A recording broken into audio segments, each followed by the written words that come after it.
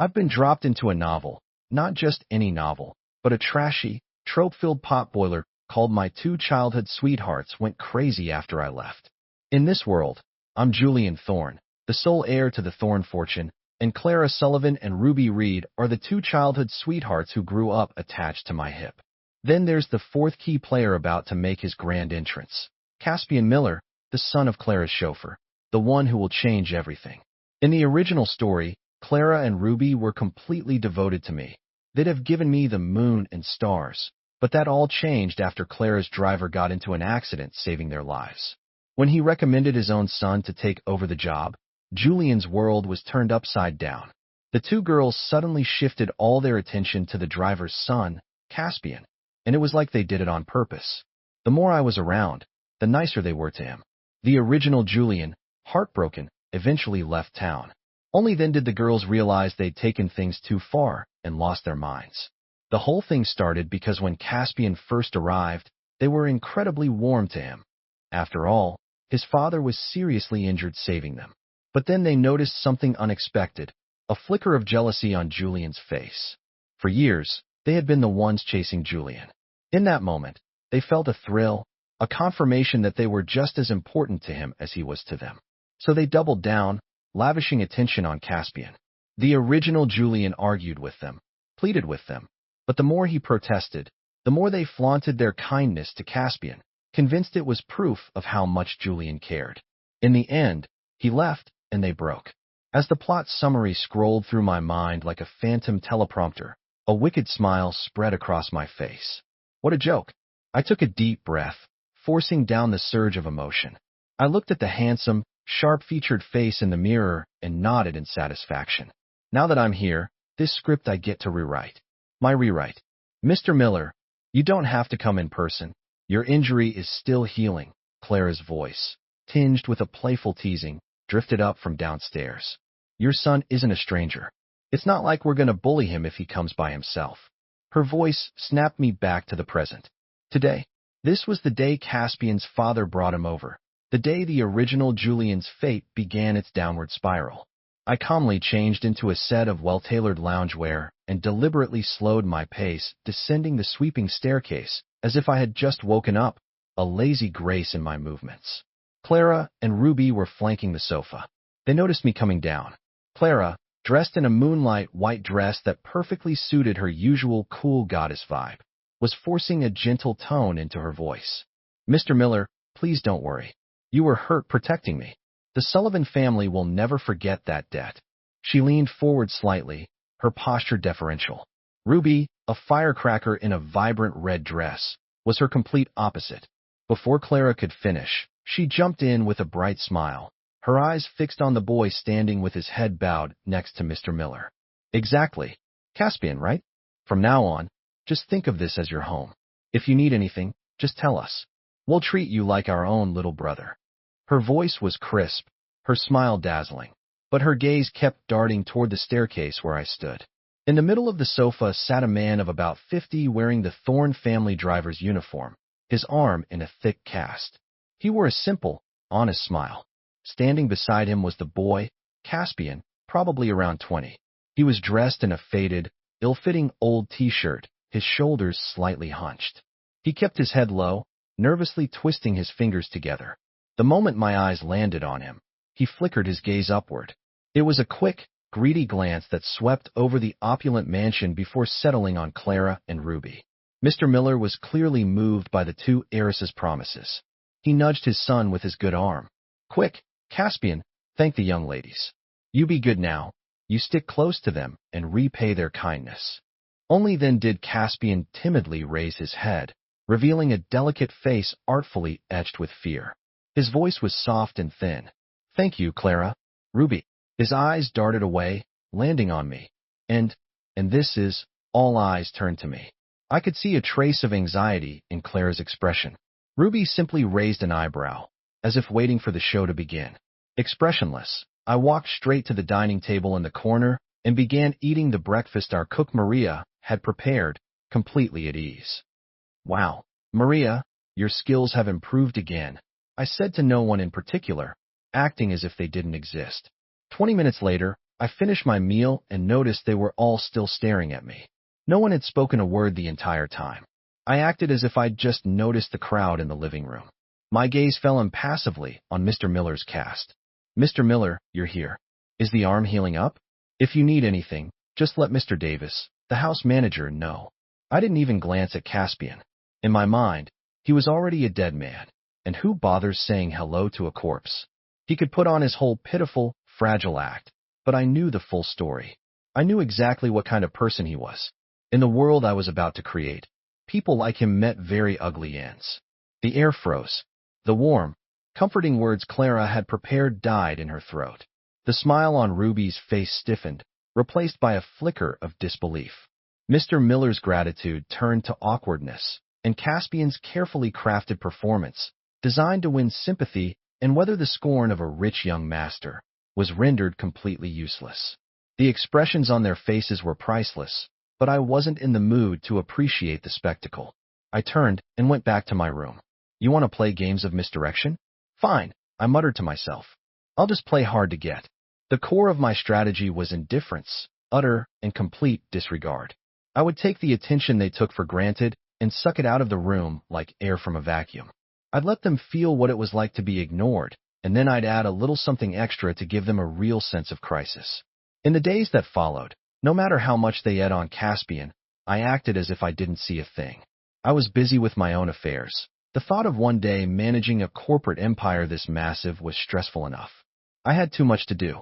Today, I was in the middle of enjoying a massive lobster prepared by Maria when the three of them walked in, laughing and chatting. The moment Ruby saw me eating, her cheerful expression vanished, replaced by a cold glare. Julian, Caspian said he's never been horseback riding, so we decided to take him to our stables. I heard they just got a few nice thoroughbreds. If you want to see them, I guess we could take you along. Crack. I snapped the lobster claw in half and took a huge bite. I'll pass on the thoroughbreds. Let me know when you get a unicorn. Ruby was stunned into silence. I had never once refused an invitation from her. Clara, watching from the side, had an idea. She deliberately raised her voice, turning to Caspian, who was trying on a pair of limited edition Jordans. Hey, Caspian, have you seen that new movie, The Last Photograph? I heard everyone who's seen it says it's amazing. Caspian put down the sneaker, a fawning smile on his face. Not yet, Clara. I really want to, but it's no fun going alone. Why would you go alone? Ruby and I will go with you. How about that? Ruby chimed in. Though she was talking to Caspian, the corner of her eye was fixed on me. Seeing that I had absolutely no intention of begging to join them, she added in a tone dripping with charity. Julian, do you want to come? I happened to buy an extra ticket. Otherwise, it would just go to waste. I'd rather not be your third wheel. I'll just book a private screening for myself in a couple of days, I said, standing up and heading for the door. Clara and Ruby's faces turned ugly. They never expected me to say something like that. Julian, what do you mean, what third wheel? You're not leaving until you explain yourself, Clara said, her voice rising as she ran to grab my arm. Exactly. Ruby rushed over too, tried to block my way. You know what we are to each other. One of us is going to be your wife eventually. I think you're just trying to make us mad. If you really push us away, it'll be too late to beg us to come back. Beg. In your dreams. I'm the one who knows how this story goes, remember? I shook off Clara's hand and walked out, leaving the two of them staring at each other, speechless. So, ladies, are we going to the stables or the movies today? Caspian asked, jogging after them with a hopeful smile. He was imagining them fighting over him, picturing himself gallantly soothing them by suggesting they do both activities. That would really seal the deal. You know what? Why don't you and Clara go to the movies? I have some company business to take care of, Ruby said, already eager to leave. She felt something was very wrong with me today. It wasn't just a lack of jealousy, it was a profound indifference that left her deeply unsettled. She decided she needed to find me and get a straight answer. I have work to do too. We can see the horses another time, Clara said, thinking the exact same thing as Ruby. They had grown up together, and their minds often worked in sync. After they spoke, they didn't even spare Caspian a second glance before hurrying off. Caspian was left standing there, frozen. This wasn't how he'd imagined it. Did he get it wrong? He couldn't have. He had done everything exactly as his father had taught him. He'd have to go back and ask his father for the next move. As he thought this, his eyes filled with resentment. Those two gorgeous women and their fortunes, they all have to be mine. Enough time had passed. It was time to add some real fuel to the fire. So on Sunday afternoon, while Clara, Ruby, and Caspian were watching TV in the living room, I strolled past them, my phone held to my ear. Yet today, of course, I'm free. I paused, pretending to listen to the person on the other end, a noticeable smile playing on my lips. That new fusion place is supposed to be incredible. I heard the rooftop table has a view of the entire Manhattan skyline. I've been wanting to check it out. I glanced at my watch, my smile widening as I softened my voice. Great. I'll pick you up. Finally, as if confirming the details, I added in a tone of playful intimacy. Okay, see you in a bit, Isabel. I hung up, the smile still lingering on my face as if I were lost in the pleasant memory of the call. Clara, a piece of popcorn still pinched between her fingers, went rigid. Her face fell, a layer of frost settling over it. All the earlier relaxation from the movie gone. Ruby's smile froze completely, her expression turning hideous as her sharp eyes locked onto my face. Caspian just looked bewildered, stuck between the two of them, utterly lost. I gave him a detached nod, my version of a greeting, and headed straight upstairs. Behind me, after a few seconds of dead silence, I heard Ruby's voice, strained with barely suppressed irritation. Caspian, you're in the way. Then the sound of her grabbing Clara's arm. Clara, this show is so boring. Let's go get some air. Caspian was left alone in the room, standing dumbfounded. This time he wasn't just ignored, he was yelled at for being in the way. At this rate, he'd be kicked out sooner or later. My fake date was like a depth charge dropped into still water. The effect was immediate. Clara and Ruby started to panic. These two girls who were normally so confident seemed to have lost their anchor. They subconsciously began to pull back from Caspian. Clara stopped initiating conversations with him, and Ruby couldn't be bothered to cater to his feelings anymore. Caspian, on the other hand, was being pushed to the brink. He could feel Clara and Ruby slipping away, but he couldn't accept that this was how things were supposed to go. Panic set in. He started trying to grab their attention again, but his methods became increasingly crude and pathetic. One morning, Clara was walking through the garage alone on her way to the backyard greenhouse. Caspian was there with a rag, clumsily wiping down my bright blue Ferrari. When he saw Clara, he slipped and fell flat on his butt. Ack! He yelped, struggling to his feet while clutching his rear. His eyes instantly welling with tears. I'm so stupid. Mr. Thorne had me out here before dawn to wash his car, and I went and twisted my ankle. Clara stopped, frowning slightly as she took in his carefully disheveled appearance. Then she glanced at her watch. Her tone was clipped and impatient. Why are you so clumsy? There's a first aid kit in the house. Go ask Maria for some antiseptic spray. With that, she got in her car and drove off without another look. Caspian stood frozen, watching her car disappear down the driveway. The pitiful expression on his face shattered, leaving only humiliation and venom. A few days later, in a small sunroom, Ruby was flipping through a fashion magazine by herself. Caspian saw his chance. He crept over with a plate of sliced fruit. Ruby, he began, his voice choked with emotion as he carefully set down the plate. Ruby didn't even look up, just grunted in acknowledgement. The dam of Caspian's rehearsed emotions burst. He dropped to his knees with a thud. Stop, Ruby. I just feel so awful. Am I really that unlikable? I'm trying so hard to do a good job, to fit in, but I feel like everyone just sees me as an outsider, especially Julian. He lifted his tear-streaked face. I know my background isn't good, that I can't compare to Julian, but the way he treats me, like I'm just a servant. Ruby, will I ever be accepted? Should I even be here? He sobbed hysterically, painting himself as a poor, tragic figure bullied and ostracized by the wealthy elite. Ruby was startled by his sudden outburst, dropping her magazine, but something about what he said fell off. Julian treated him like a servant? Well, wasn't he one? Still, seeing him cry so miserably, she felt a pang of pity, remembering how his father had been badly injured saving her. She frowned and offered a few perfunctory words of comfort. Okay, stop crying. Julian's been in a bad mood lately. It's not about you. But Caspian's performance only intensified, his accusations growing more extreme. I know he looked down on me. He's afraid I'll steal your attention. Clara barely talks to me now. Ruby, you're the only one who's still nice to me. But Julian. He began to insinuate that I was bad-mouthing him behind his back, actively trying to push him out. Ruby's brow furrowed deeper. She shot to her feet, her voice laced with an icy warning. Caspian, get up. Crying like this, what kind of man are you? And what Julian does or doesn't do is none of your business. I'm telling you now, learn your place. You are Mr. Miller's son, and Mr. Miller is the Thorne family's driver. Do the job you're hired for, and stop spending your days lost in delusions, wanting things that don't belong to you. Do you understand me? Caspian's sobs stopped abruptly, as if his throat had been squeezed shut. The blood drained from his face, leaving only terror and profound humiliation. He looked at the undisguised disgust in Ruby's eyes and realized for the first time that he might have completely lost this trump card.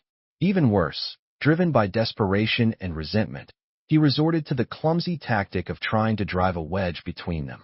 While helping Clara organize her art supplies, he'd let out a theatrical sigh. You know, Clara, I think Ruby has been getting really close to Julian behind your back lately. I saw her at the tennis courts yesterday handing him a water bottle. They were talking and laughing. I've never seen Julian smile so happily. Clara didn't say a word, but her dark expression and the way she gripped her paintbrush betrayed how much it bothered her. Then he'd catch Ruby during her afternoon tea, lowering his voice conspiratorially. Ruby, I don't think Clara has given up on Julian. I personally saw her give him movie tickets yesterday, but she told me she was going to go with me. That's enough. If there's nothing else, you can leave. Ruby cut him off, her voice sharp with irritation. After Caspian left, Ruby rubbed her temples in frustration. It was the first time she'd ever felt a hint of resentment toward her best friend. But such a cheap trick was bound to be exposed. The very next day, the moment the two girls met, Ruby spoke, her voice dripping with sarcasm. So how was the movie? Must have been fun sneaking out with Julian behind your best friend's back. Clara froze, then understanding dawned on her face. She shot back with her own mocking tone. Since when did my best friend learn to play the victim? What about you, playing the ing girlfriend on the tennis court, handing him water, wiping his sweat? That was just a coincidence. You inviting him to the movies was a calculated move. Ruby retorted, though her voice lacked conviction. Don't give me that. We've been friends for over 20 years, you think I don't know you? It was your idea in the first place to be nice to Caspian to make Julian jealous so he'd finally make a move on us. But now that it's not working, now that he's misunderstanding us, you're the first one to run back and try to win him over. Maybe that was your plan all along. Make him misunderstand me so he'd choose you. Clara's voice grew more emotional until finally she started to cry. Seeing Clara like this, Ruby felt a knot of guilt in her stomach. Their 20-year friendship wasn't a joke. She stepped forward and took Clara's hand. We've been sisters for this long. Don't you know me by now? I said we compete fairly, and I don't play dirty. That day at the court was really a coincidence. I've been thinking about it too, and we really did go too far. We let Julian get the wrong idea, but it's not too late to fix it. You're right. I think so too. Clara nodded, wiping her tears. The first thing we need to do is fire Caspian. Then we can focus on winning Julian back. Deal? I'll talk to Caspian tonight. Considering his father saved us, we'll give him a generous severance. Their conversation was overheard by Caspian, who was hiding in the shadows. His expression shifted from disbelief to a cold, chilling rage. So, you were just using me as a tool all along? You burned the bridge the second you're across it. Fine then, don't blame me for playing along with your little game. Meanwhile, I hadn't been idle. I'd sectioned off a piece of the backyard of our estate and was building a small private animal sanctuary. Over the past few days, primates had been arriving from all over, even Africa. There were massive silverback gorillas, ferocious baboons, and mandrills with sharp fangs and claws. The girls, seeing me so busy and happy, came over to help, but when they saw the terrifying monkeys in the cages, they were too scared to get close. Julian, there are so many cute monkeys in the world. Why did you get so many of these? These weird-looking ones. Perhaps one of the baboons heard her call it weird-looking, because it leaped at the bars of its cage, baring its teeth and screeching. Clara screamed and ran out of the enclosure before she could even finish her sentence. Clara's right. If you like them, we could get some golden monkeys. They're so gentle and cute. Ugh, gross. A silverback gorilla, currently in heat, began making a very graphic display.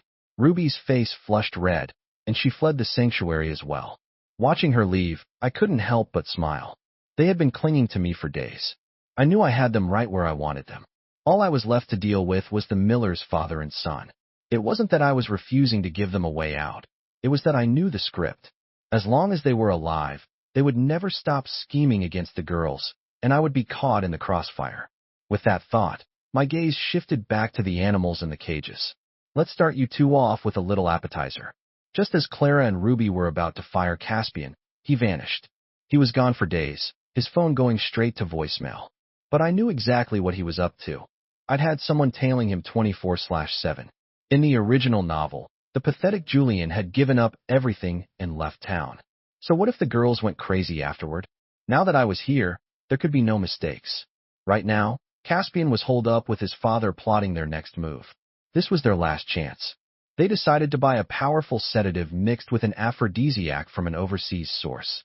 Once they forced the issue, the girls would have no other choice. Of course, my man was listening to every word of their conversation. When he reported back to me, a bold idea began to form in my mind. Caspian returned after 2 weeks. His story was that he'd gone hiking with friends, fallen, and hit his head. When he woke up, he had amnesia. He'd been in the hospital this whole time and was brought home by his father, who reminded him he still had a job. As soon as he was well enough, he rushed back. His attitude toward Clara and Ruby had changed completely. Before, he was always clinging to them, playfully trailing after them. Now he was respectful and distant, truly acting like he'd lost his memory. The girls were relieved and at the same time felt sorry for him. They decided not to fire him immediately and let him continue with his duties. That evening, the girls were in the living room watching TV and chatting. Caspian brought them both a cup of coffee and then excused himself. He hid in the shadows watching them. It was after 11. Everyone else was asleep. It was the perfect opportunity. But half an hour after drinking the coffee, the girls showed no reaction at all. Didn't they say this imported stuff takes effect in 10 minutes and is incredibly potent? Caspian wondered, confused but not ready to give up. He continued to watch until both girls went upstairs to bed without any sign of anything unusual. Just as he was about to head to his own room, someone threw a bag over his head and dragged him away. The truth was, the drugs weren't ineffective. I had simply had them switched out long ago. Half an hour earlier, the real dose had been administered to the primates in my backyard sanctuary. I sat in front of a bank of monitors, watching the footage. So brutal. These really are a bunch of animals. The next day, Caspian was taken to the hospital. I went with Clara and Ruby to see him. He was out of the emergency room, but no matter what we asked, he just stared blankly at the ceiling, not saying a word. It's just awful. In all my years as a doctor, I've never seen a case like this, the attending physician said, shaking his head as he explained Caspian's condition. The patient has lacerations all over his body and his lower body. What about his lower body? I asked, my face a mask of concern. The damage was too severe. To prevent life-threatening infections down the road, we had to perform a complete removal. He's lucky to be alive. Please, you should all prepare yourselves. The doctor patted my shoulder, offered a few more words of condolence, and left. Just then, Mr. Miller came running down the hospital corridor, crying out. Seeing us, he fixed his bloodshot eyes on me. What happened to my son? I just got a call saying he was in the ER. He was fine. How could this happen? This is a tragedy for everyone, I said, patting his shoulder with a grave expression. He somehow wandered into the animal sanctuary last night. You know what, you should go in and see him. Here are my words. Mr. Miller staggered and fell to the floor. He scrambled back up and burst into the hospital room. 5 minutes later, a gut-wrenching scream echoed from within. Clara and Ruby looked away, their faces etched with pity. After all, he had been our driver for years and had even saved them. I didn't say anything. I just took their arms and led them out of the hospital. During the time Caspian was hospitalized, my relationship with Clara and Ruby progressed by leaps and bounds. The original hero of the book, in my opinion, only got the girls' attention because the plot demanded it. He never really did anything for them, just passively accepted their affections without offering much in return. It wasn't until Caspian showed up that he felt a sense of crisis. and even then all he did was whine and complain before giving up and leaving. Frankly, I had no interest in any of the characters in that pathetic story. That kind of weak-willed protagonist deserved what he got. But I was different. Because I came from outside the story, I knew the truth. The girls had always loved me. The plot had just twisted them into a nonsensical scheme of trying to make me jealous by fawning over someone else. My only goal here was to have it all, love and a career. I was going to be the master of my own destiny. So when Clara and Ruby started showing me affection again, I responded. One night there was a knock on my bedroom door. I opened it to find Clara standing there in a sexy nightgown, fresh from the shower, with no makeup on. She had a fresh, ethereal beauty. "It's late. What's up?" I asked, my eyebrow raised as I let my eyes trail up and down her body, playing dumb. Couldn't sleep. I was hoping to find someone to talk to. "Are you free?" I looked into her soulful, yearning eyes and answered without hesitation. "Of course I'm free. But would just talking be a little too boring?" As I spoke, I wrapped an arm around her waist and pulled her forcefully against me. I could feel the warmth of her body and smell the delicate scent of her skin. "What else did you have in mind?" she whispered, her cheeks flushing crimson. "I want you. The question is, are you going to let me have you?" I murmured into her ear, the warmth of my breath making her blush even deeper. "You're a grown man. If you really want something, how could a weak woman like me possibly stop you? I'd be at your mercy." She buried her head in my chest. I scooped her up and carried her to the massive bed. "I'll spare you the details you don't want to see anyway." After a night of talking, I woke up feeling sore all over. It was the first time I realized that talking could be such a strenuous physical activity. I glanced at the clock. Passed. Time to get up and head to the office. I playfully slapped the ass of Clara, who was still sleeping soundly beside me. "Wakey, wakey, sleepyhead." Clara just grunted and rolled over. I let her be. She needed her rest. I got dressed, and as soon as I opened my bedroom door, I saw Ruby. She'd clearly been waiting for who knows how long.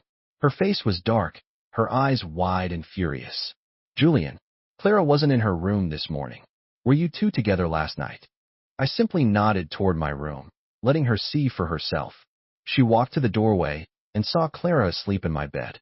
I tried so hard to keep an eye on her, and she still slipped past me. "I won't accept this cheap trick," she fumed, stomping her foot. "Would you like me to use a different set of names for another section of text?" Before storming off, a few days later, I went abroad on a business trip for 2 weeks. By the time I returned, Caspian had been discharged from the hospital. He and his father were both back at the estate. Mr. Miller was still our driver, and Caspian did odd jobs around the house. He was, for all intents and purposes, a broken man. To an outsider, it looked like we were being kind, letting him live here and be cared for, but I knew it wasn't that simple.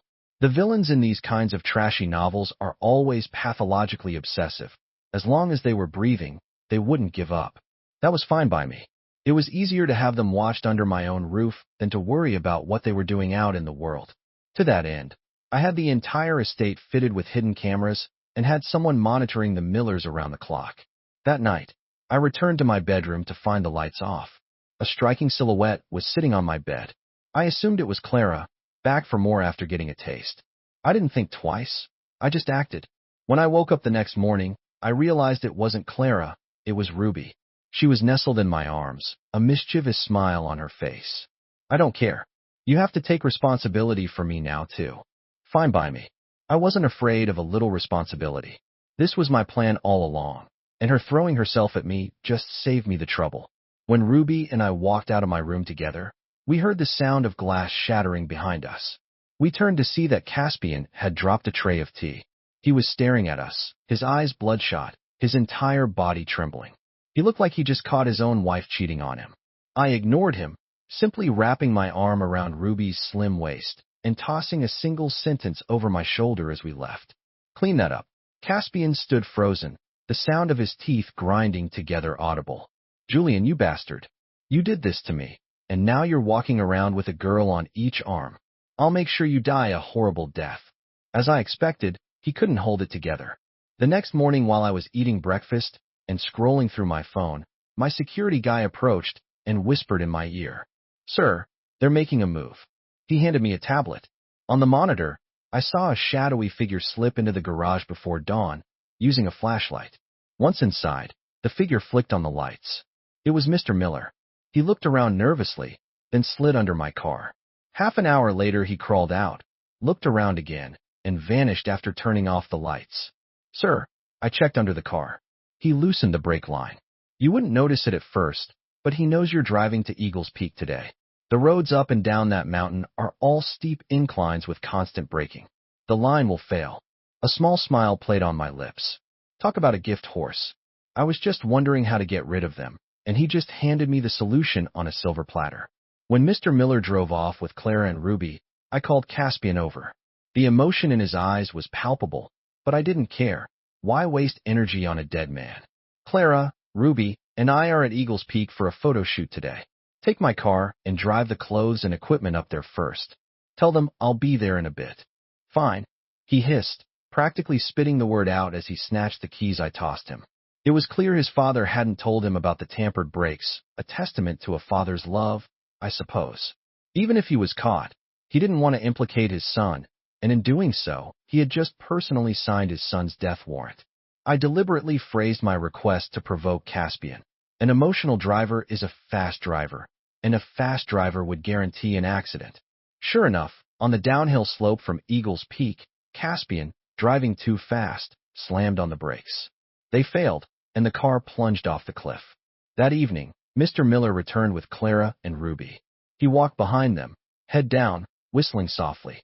He was clearly in a good mood. But when he heard the girls call my name and run toward me, his smile froze on his face. He looked up sharply, and when he saw me sitting on the sofa, flanked by both women, his expression twisted into one of pure disbelief. Sir, what are you doing here? He stammered. I feigned confusion. If I'm not at my own home, where else would I be? Sir, didn't you want the staff drive you to Eagles Peak today? Oh, I didn't go. I had Caspian take the equipment up for me. Hey, now that you mention it, he's been gone all day. I wonder where he is. As I spoke, I watched Mr. Miller's face. His already pale complexion turned ashen. Beads of sweat popped out on his forehead. You're saying it was my son who went to Eagles Peak? He was so distraught he forgot his manners, dropping the formal address. Is there a problem? I asked, my eyes cold, my voice flat. He suddenly snapped. He lunged at me, pulling out the only sharp object he had on him. His car key. It was you. You ruined him. You killed my son. I'll kill you. As Mr. Miller charged at me, his face contorted in rage, Clara and Ruby stood up to intervene. But before he even got close, I kicked him squarely in the stomach, sending him sprawling to the floor. You're going to try to kill me with a car key? You really don't think much of me, do you? I walked over and squatted down beside him. He was clutching his stomach, his face a mask of agony and resentment.